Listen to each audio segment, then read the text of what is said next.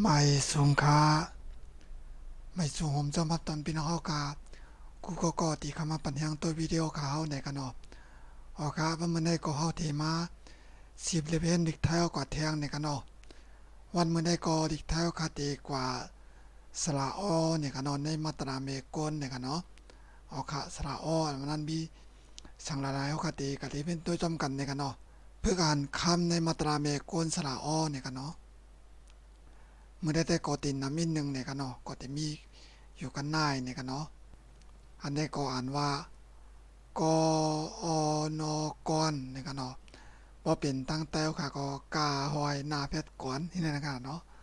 คุยกันว่านี่เป็นสระอเนี่ยกันเนาะกอนกรนี่ค่ะกอนกรกอนกรไม่เอกก่อนกอนกรไม่โตก้อนก่อนก้อนนี่นะครับเนาะอันนี้ก็ติเป็นล็อกไล่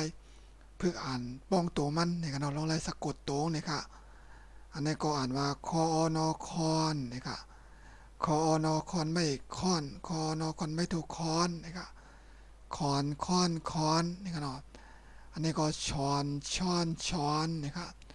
ช้อมซ้อมซ้อมนะครับเนาะตอนตอนต้อนปอนปอนป้อนนะครับปอปองโตก็พออนอพรนั่นกันเนาะพออนอพรไม่อีกพรพออนอพรไม่ถูกพ่อนพรพรพ่อนนั่นกันเนาะอันนี้ก็ฟอนฟอนฟอนนะครับมอนมอนมอนย้อนย้อนย้อนร้อนร้อนร้อนอ่อนอ่อนอ่อนนี่กันเนาะ ก็มันก็หยาบสังหนังเก่านี่กันเนาะเพราะว่าคาไลตัวแม่เหสลางเหวันในยุคเหเสียงสูงกลางเตียมได้กอมจนในหลวงปอหยาบสังหนังเก่านี่ค่ะมันก็ง่ายอยู่นี่กันเนาะก็เฮากะกตีแบบเพื่ออ่านตอนเพื่อหลงจำกันนี่ค่ะอันนี้ก็อ่านว่าครูสอนนี่ก็เนาะคอรออูครูนี่ค่ะสอนอสอนครูสอนนี่กันเนาะครูสอนก็บอกว่าครูสอนหมอสอนนึงกันเนาะ ขออีขีไม่โทขี้เนี่ยเนาะอนออนไม่โทอ้อนขี้อ้อนนะครับขี้อ้อนก็มันจึงว่าหมออ่อนว่อนนั่นขนาดเนาะหมออ่อนว่อนเปิ้นนั่นขนาดนะแต่คือเตไลก็หมออ่อนว่อนเปิ้นในนั้นเนาะก็ไทยของว่าขี้อ้อนนะครับคำในก็คออีขีไม่โทขี้งอนองอนขี้งอนเนี่ยกันเนาะขี้งอนก็บอกว่าจะลำง่ายนั่นขนาดเนาะอย่างอินก็จะลำอย่างอินก็จะลำนั่นขนาดเนาะ ปนว่าอย่างอินก็เสร็จล้ำปนว่าอย่างอียอดก็เสร็จล้ำนึงกันนะเนาะไทยของว่าขี้งอนเนี่ยค่ะอหอไม่โทห้องนอนห้องนอนเนี่ยกันเนาะห้องนอนก็เป็นที่นอนนึงกันนะเนาะถอนอถอนงอนอเงินเนี่ยกันเนาะถอนเงินเนี่ยค่ะถอนเงินก็ถอนเงินกันเนาะเขาเอาเงินเอากับผักไว้ในป่านเนี่ยก็กำลังขึ้นกับถอนออกมาเนี่ยกันเนาะตอนอตอนนอยนี้ไม่ทนนี้ต้นนี้เนี่ยค่ะ ตอนนี้ก็บอกว่าตัวเลี้ยวหนึ่งอ่ะเนาะทำตอนนี้เลยเนี่ยก็บอกว่าเฮ็ดตัวเลี้ยวอ่ะนี่นึงอ่ะเนาะทำตอนนี้ไปเลี้ยวนี้เนี่ยเนาะไปตอนนี้เลยเนี่ยก็กว่าตัวเลี้ยวอ่ะนี่นึงอ่ะเนาะฮอนอฮอนไม่โทฮ้อนฮอนอฮอนไม่โทฮ้อนเนี่ยก็ดอดาไม่โทดาฮอนดาเนี่ยก็เนาะฮอนตาก็เป็นสีลวดนึงอ่ะเนาะสีลวดเคืองเนี่ยก็เนาะนอออนไม่โทอ้อนนะครับนอวอนอ้อนวอนเนี่ยก็เนาะอ้อนวอนก็บอกว่า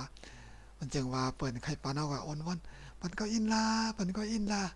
ก็มียอดกูมันอินลาปันก็กูอินไลเลยค่ะเนาะอ่อนวันน่ะบ่ได้ปันกูเด้อค่ะเนาะคนคนที่กับกูเงินเปินกันเนาะอ่อนวันเตอ่อนวันวานนะค่ะเนาะก็บอกว่าอ่อนวันเนี่ยค่ะมอามากอนอก่อนไม่ก่อนมาก่อนเนี่ยค่ะเนาะมาก่อนก็บอกว่ามาอันตั้งเปิ้นนะค่ะเนาะกอนอก่อนไม่ดูก้อนหออีนอหินก้อนหินนี่ค่ะ ก้อนหินก็เป็นก้อนหินกันเนาะชอนอชอนไม่โทช้อน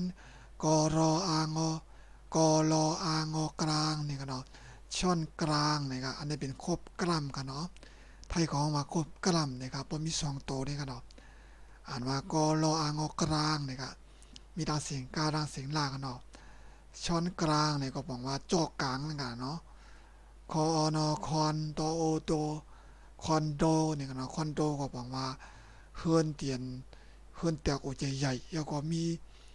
เขียมกูเมียวมีเต็มทนกูเมียวนะคะเนาะเพราะว่าเขากะเจ้านอนเฮิมนั่นก็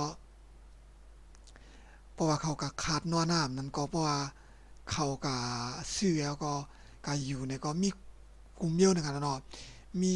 เครื่องซักผ้าว่าแอร์ว่ามีไมโครเวฟว่าตู้เย็นทีวีกูเจอกูเมียวมีครบกูเมียวนะคะเนาะแล้วก็เขียมนะคะเนาะก็อย่าวางกลางหน้าแห้งนะคะเนาะกะที่กาวากะเมืองไทยในป้อมใจคนว่าคนมีเด็ดๆก่อนซื้ออยู่ไรนะคะเนาะแล้วก็ป้อมใจคนมีเงินนำแต่ก็อำกาคาดอยู่ไรนะคะเนาะมันกลายอย่างนะคะคอนโตนี่ค่ะเนาะตอนตอนรออาบ่รับตอนรับนี่ค่ะเนาะตอนรับก็รับตอนเปิ้นมาคะแลนี่ค่ะเนาะคนลงตีมากับไปรับตอนนี่ค่ะเนาะไทยก็ว่าตอนรับนี่ค่ะปอนปอนไม่โทรป้อนขออาวข่าวไม่โทรเข้าป้อนข้าวนี่ค่ะเนาะป้อนข้าวก็บอกว่าป้อนข้าวล้วนนั่นค่ะเนาะทอนทอนไม่ท่อนมอยไม่โทรไม้ท่อนไม้นี่ค่ะเนาะท่อนไม้ก็บอกว่าตอนไม้นั่นค่ะเนาะนี่ค่ะเนาะไม่วางเป็นตอนที่นี่ค่ะเนาะไทยเขาว่าท่อนเป็นท่อนนี่ครับว่าเป็นฟองเลยค่ะเนาะว่าตั้งแต่กันเนาะสออาสะนี่ค่ะทอนทอนไม่โทรท่อนสัดท่อนนี่ค่ะเนาะสัดท่อนก็มันจึงว่าเฮาเอาหมานมาท่องเลียดนี่นะคะเสียงเป็นเงาเหลือดมาส่องใส่น้าวนะคะเนาะ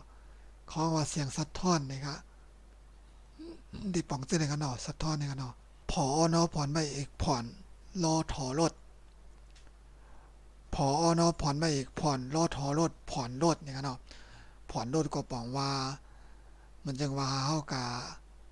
ผ่อนจ่ายนั่นน่ะเนาะซื้อรถแล้วก็จะว่าออกปันเงินเสียงตั้งเสียงกันนะปันเงิน1เดือน1ตอนนั้นเฮาก็ตกลงจอมเบิ่นกันเนาะปงแต่ว่าเดือนแนวที่ปันโช1เดือน5เฮงนี่ก็ปัน5เฮงได้กูเลินหันต่อบ่ทมกลางเตียนเขาขายนี่กันเนาะมันผ่อนรถนี่กันเนาะฟอนเนาะฟอนไว้ตัวฟอนนี่ก็รอลำฟอนลำนี่กันเนาะฟอนลำก็กายนี่กันเนาะติ้งนองติ้งนองติ้งนองนี่กันเนาะไทยเขาว่าฟอนลำนี่ก็ยอนอยอนไม่โทย้อนโยก็โยขอยุกนี่กันเนาะย้อนยุกนี่ก็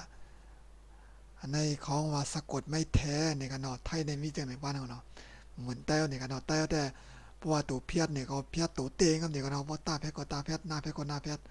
มาเพชรก็มาเพชรนี่กันเนาะอันมีตัวเอาต่างตัวมาเพชรออกเสียงได้มีใจกันนะไทยเขาแต่มีกันเนาะ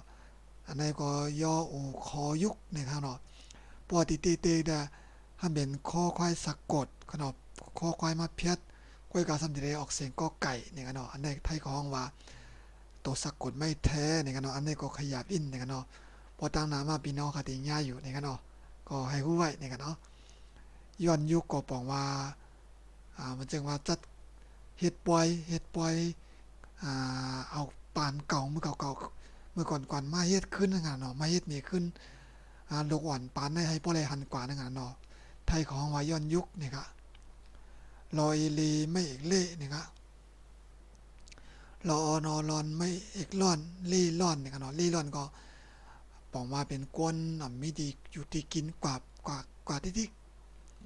คำในนอนนั้นกว่าที่นั่นน่ะเนาะมีญาติพี่น้องมีเฮิรนมีเยมีตีอยู่ตีเศร้าเป็นตีนึงกันเนาะกว่าที่กันเนาะพอเมืองเขาแต่มีกันนะพอตามเมืองไทยแต่มีนี่กันเนาะพอกว่าเหี่ยวก็กว่ากูตีนะกันนะกว่าตีเหี่ยวตีนะกันเนาะคำไหนนอนนั้นใครกินยังกินใครยังเฮ็ดนี่กายงานเนี่ยว่านะกันเนาะไทยของว่าคนเล่ร่อนนี่กันเนาะของจะไหนกันเนาะคนเล่ร่อนนี่ค่ะโอกาสในก็ติเปลี่ยนตอนปึกรู้และตั้งสละตัวเมียมันเนี่ยก็เราเขาทำให้เรียนจำกันใน